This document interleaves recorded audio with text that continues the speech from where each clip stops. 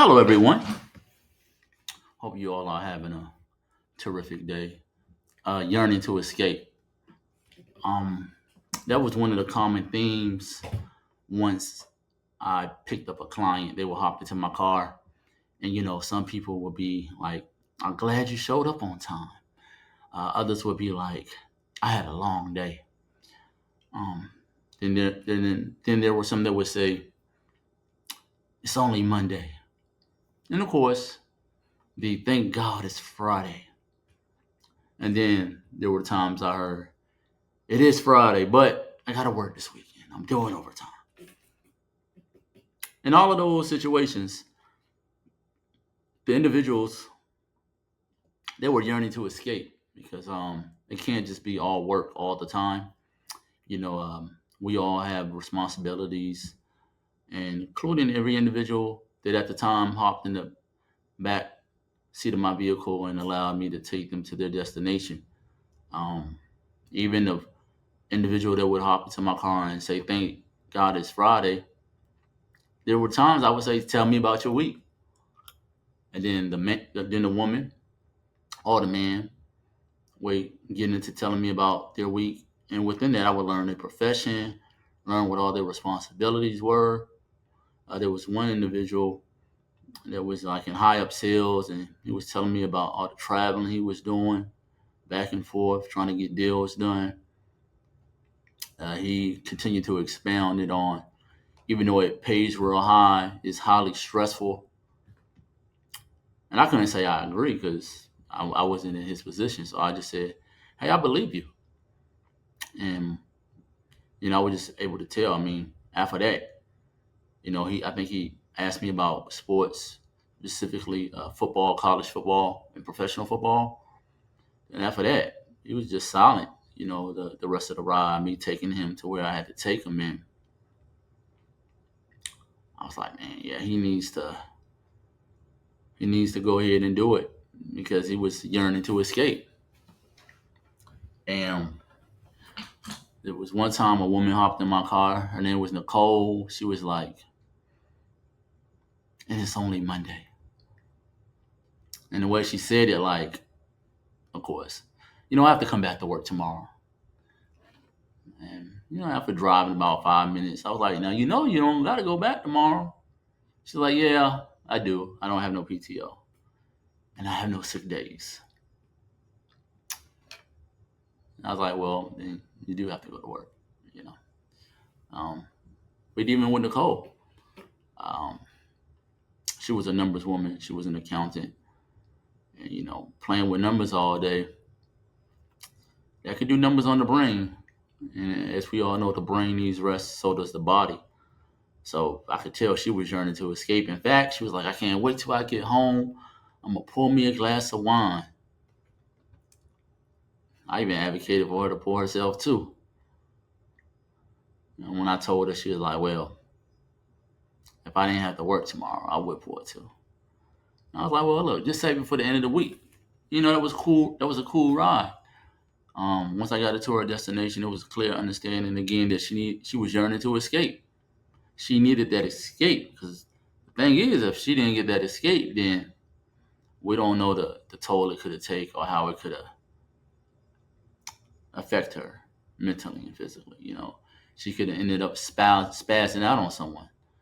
She could have ended up oversleeping for work. She could have ended up internalizing things and not expressing herself.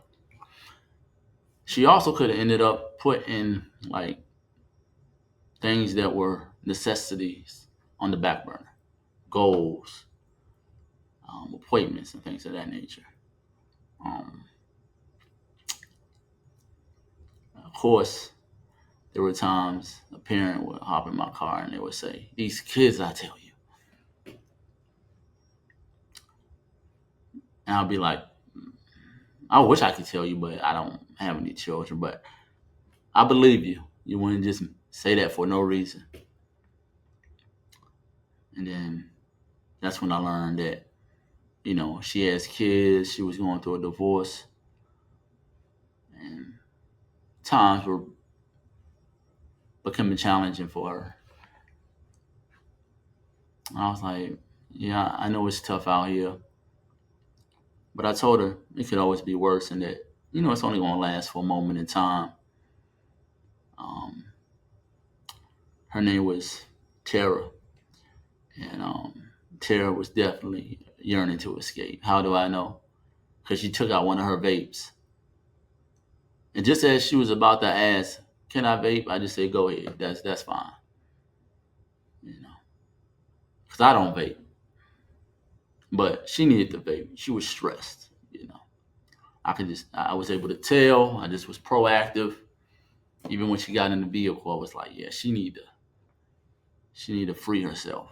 And unfortunately, her situation, she could free herself, but you know that wouldn't be the responsible thing for her to do. But I do think it was imperative for her to get away in some capacity.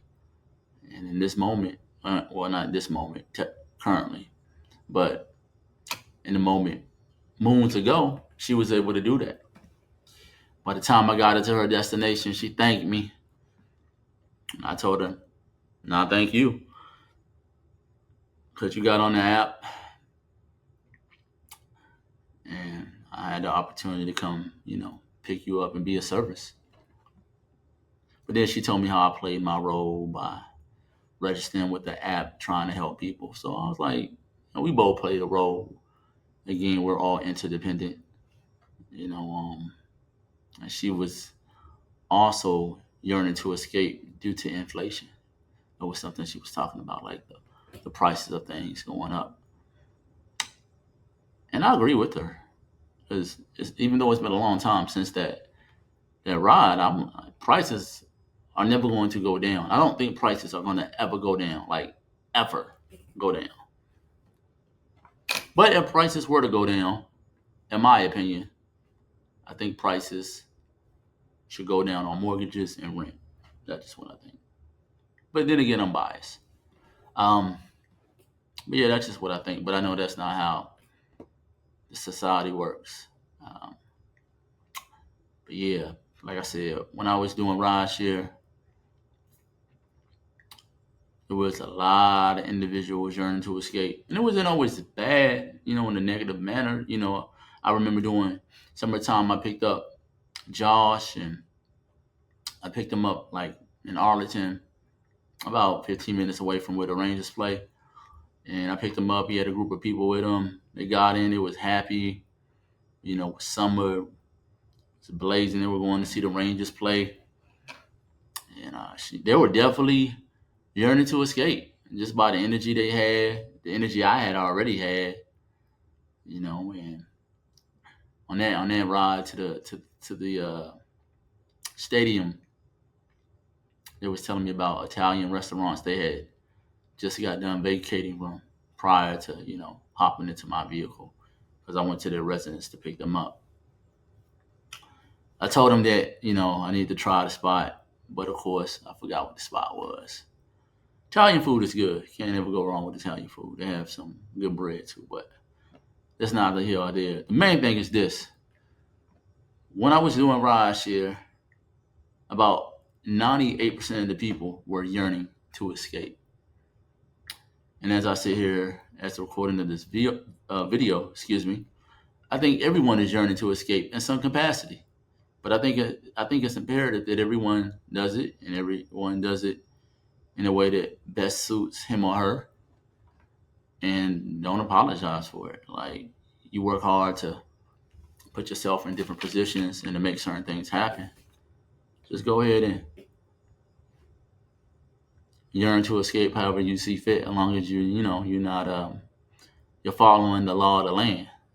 So just being a law-abiding citizen. But whatever it may be, it could be playing basketball, smoking, drinking, thinking, and not thinking.